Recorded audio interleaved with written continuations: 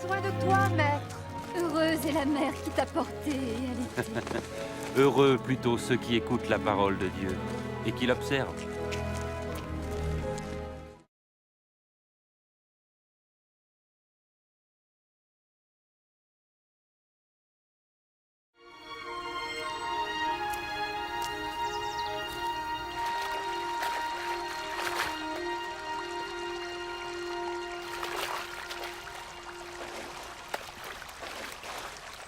Apprends-nous à prier, comme Jean l'a appris à ses disciples.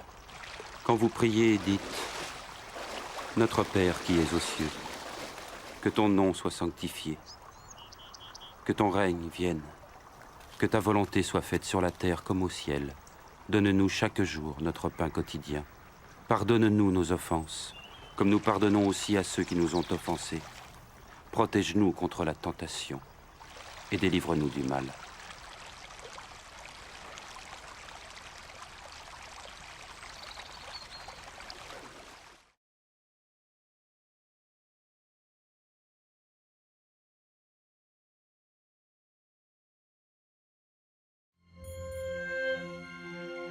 Dans les Saintes Écritures, Dieu déclare que le Messie viendrait pour être le sauveur du monde.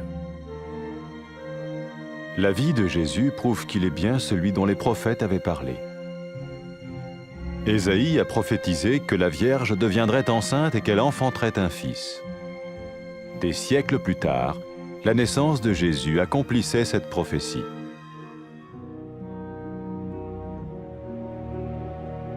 Les Saintes Écritures déclaraient que le saint à naître serait appelé le Fils de Dieu. Cela signifiait que Jésus serait le Fils de Dieu au sens spirituel et non au sens physique. Nous le voyons par sa manière de vivre. Il a guéri des malades, il a pardonné leurs péchés, les a ramenés à Dieu et leur a promis une place dans le royaume éternel de Dieu. Il s'est offert lui-même en sacrifice pour le péché à leur place. Puis il est revenu à la vie, victorieux sur la mort selon le plan de Dieu. Jésus a dit « Personne ne me prend la vie, mais je la donne de ma propre volonté. »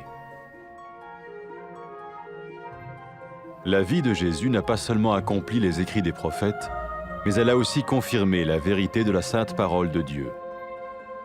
Les prophètes avaient écrit « Ta parole, ô mon Dieu, est parfaite, elle dure à toujours. » Jésus lui-même a dit « Le ciel et la terre disparaîtront, tandis que mes paroles ne disparaîtront jamais. » Jésus est venu pour nous donner la vie dans toute sa plénitude. Et quand l'homme a désobéi à Dieu dans le jardin d'Éden, il a choisi sa propre voie et ses actions l'ont séparé du Créateur.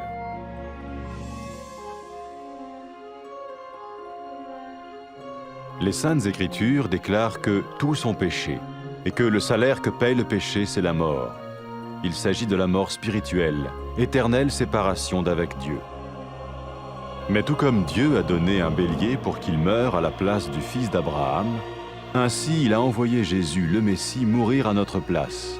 Sa vie, sa mort et sa résurrection restaurent la relation entre Dieu et tous ceux qui mettent leur confiance en lui.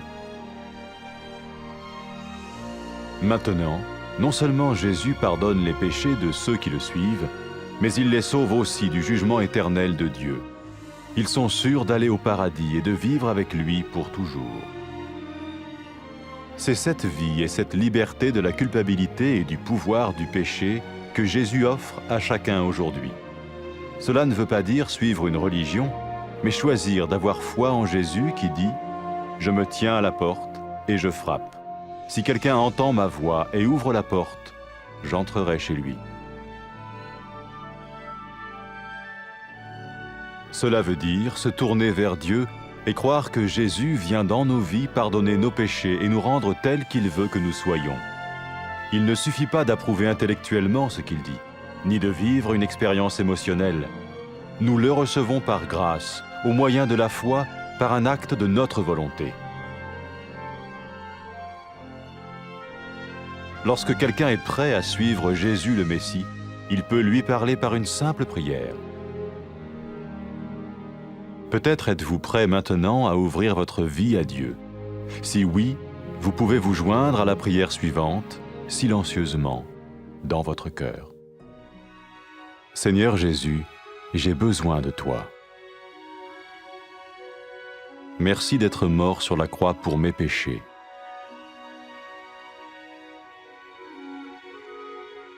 Je confesse mes péchés et je m'en repens.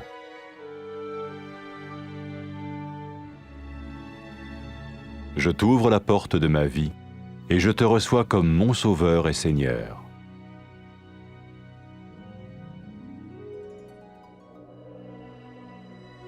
Merci de me pardonner mes péchés et de me donner la vie éternelle.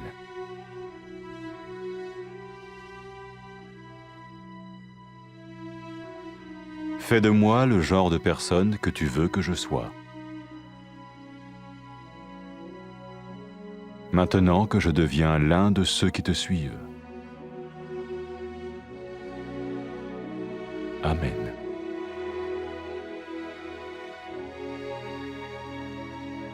Jésus a dit à propos de ses disciples, « Mes brebis écoutent ma voix, je les connais et elles me suivent. » Pour expérimenter la vie en abondance promise par Jésus, ceux qui le suivent parlent à Dieu chaque jour dans la prière et lisent ou écoutent sa parole. Ils parlent de lui à d'autres personnes et rencontrent régulièrement ceux qui l'aiment et le suivent. N'oubliez pas sa merveilleuse promesse. Tout pouvoir m'a été donné dans le ciel et sur la terre. Et sachez-le, je vais être avec vous tous les jours, jusqu'à la fin du monde.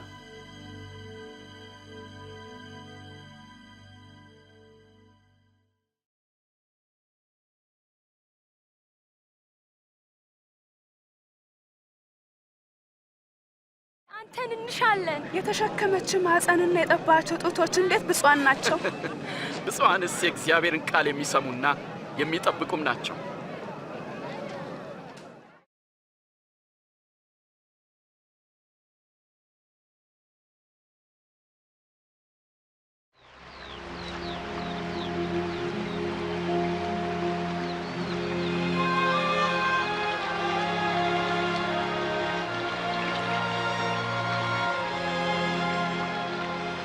ዮሐንስ ደቀ መዛሙርቱን ጸሎት እንዳስተማረ እኛንም አስተምረን። ስትጸልዩ እንዲህ በሉ። በሰማይ የምትኖር አባታችን ሆይ፣ ስምህም ይቀደስ፣ መንግሥትህ ትምጣ፣ ፈቃድህ በሰማይ እንደሆነች እንዲሁም በምድር ትሁን። የዕለት እንጀራችንን ስጠን፣ የበደሉንን ይቅር እንደምንል የእኛንም በደል ይቅር በለን። ወደ ፈተናም አታግባን፣ ከክፉ ሁሉ አድነን እንጂ።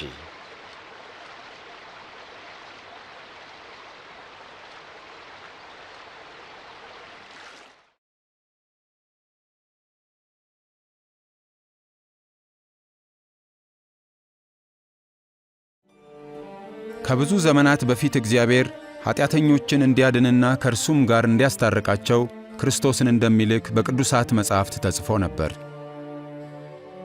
የኢየሱስ ሕይወት በእርግጥ እርሱ አዳኝ መሆኑን ያሳያል። ኢሳይያስ የተባለው ነቢይ ድንግል ትጸንሳለች፣ ወንድ ልጅም ትወልዳለች ሲል ጻፈ። ይህም ተፈጸመ።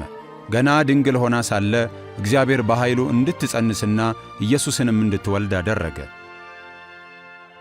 በቅዱሳት መጻሕፍት እንደተጻፈው የእርሱ ታምራዊ ልደት እግዚአብሔር ልጅ ያለው ክርስቶስ መሆኑን የሚያሳይ አምላካዊ ምልክት ነበር። ሰዎች ኢየሱስን ሲመለከቱ የእግዚአብሔርን ማንነትና ኃይል ያያሉ። ሰዎችን ይፈውሳል፣ ኃጢአታቸውንም ይቅር ይላል። በእርሱ ዘላለማዊ መንግሥትም ስፍራ እንደሚያዘጋጅላቸው ተስፋን ይሰጣል። ኢየሱስ ለሰው ልጆች ተሰቃየ፣ ሕይወቱንም መሥዋዕት አደረገ። የእርሱም ኃይል ከሞት ኃይል የሚበልጥ መሆኑን ለማሳየት ሕያው ሆነ። ኢየሱስ ክርስቶስ ሕይወቴን ላኖራት ሥልጣን አለኝ፣ ላነሳትም ሥልጣን አለኝ ሲል ተናገረ። የኢየሱስ ሕይወት የነቢያት ትንቢት ፍጻሜ ሲሆን የእግዚአብሔር ቅዱስ ቃል ነቢያት እንደተናገሩለት እንደዚያው እንከን የለሽና ዘላለማዊ መሆኑን አረጋግጧል። በእርግጥም ኢየሱስ የእግዚአብሔር ቃል ነው። እግዚአብሔርም በኢየሱስ ክርስቶስ በኩል ራሱን ለዓለም ሕዝብ ገልጧል። ክርስቶስ ኢየሱስም ሰማይና ምድር ያልፋሉ፣ ቃሌ ግን አያልፍም በማለት ተናግሯል። እግዚአብሔር የመጀመሪያዎቹን ወንድና ሴት ሲፈጥር የነበረውን ያንን የተትረፈረፈ ሕይወት መልሶ ሊሰጠን ኢየሱስ መጣ። እነርሱ እግዚአብሔርን አልታመኑም፣ ትእዛዛቱንም አልጠበቁም። ይህም አሳፋሪ ድርጊት ከእግዚአብሔር ለያቸው።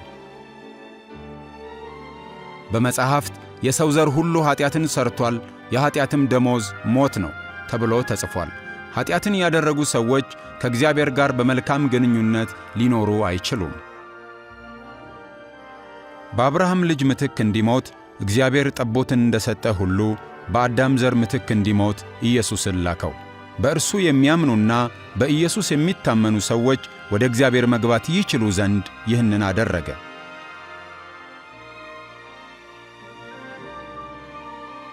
ስለዚህም ኢየሱስን የሚከተሉ ሰዎች ከሲኦል ፍርድ አምልጠው ከእግዚአብሔር ጋር ለዘላለም ይኖራሉ።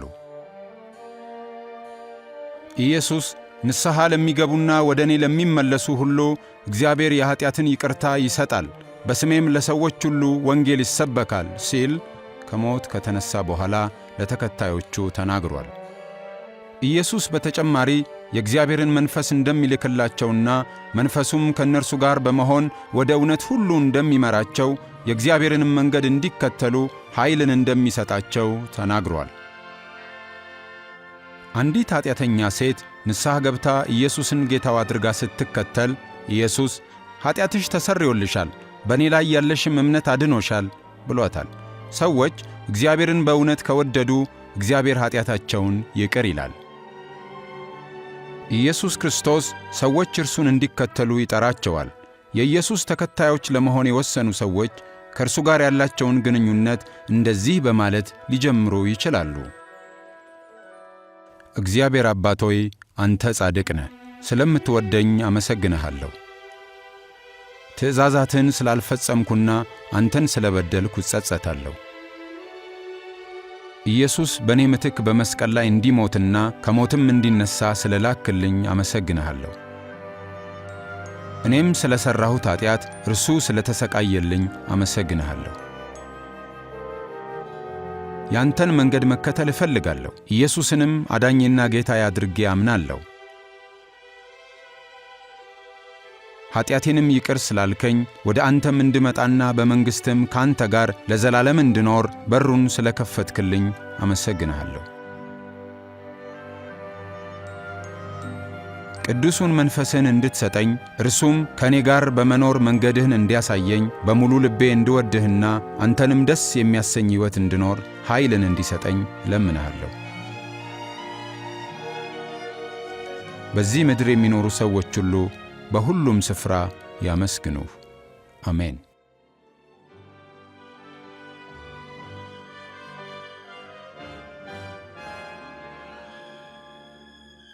ኢየሱስ ስለ ተከታዮቹ ሲናገር በጎቼ ድምፄን ይሰማሉ፣ እኔም አውቃቸዋለሁ፣ እነርሱም ይከተሉኛል አለ። የኢየሱስ ተከታዮች እርስ በርስ ይገናኛሉ፣ በየዕለቱም ከእርሱ ጋር ይነጋገራሉ። በቅዱሳት መጻሕፍት የተጠቀሱትን የእርሱን ቃሎች ያጠናሉ፣ የእርሱንም መንገድ መከተል ይሻሉ፣ ለሌሎችም ስለ እርሱ ይናገራሉ። በደመናትም ወደ ሰማይ ወደ ከበረው ዙፋኑ ከማረጉ በፊት ኢየሱስ ለተከታዮቹ እግዚአብሔር በሰማይና በምድር ያለውን ሥልጣን ሁሉ ሰጥቶኛል፣ እስከ ዓለም ፍጻሜም ድረስ ዘወትር ከእናንተ ጋር እንደሆንኩ እርግጠኛ ሁኑ ብሎ የተናገረውን ዘወትር ያስታውሳሉ።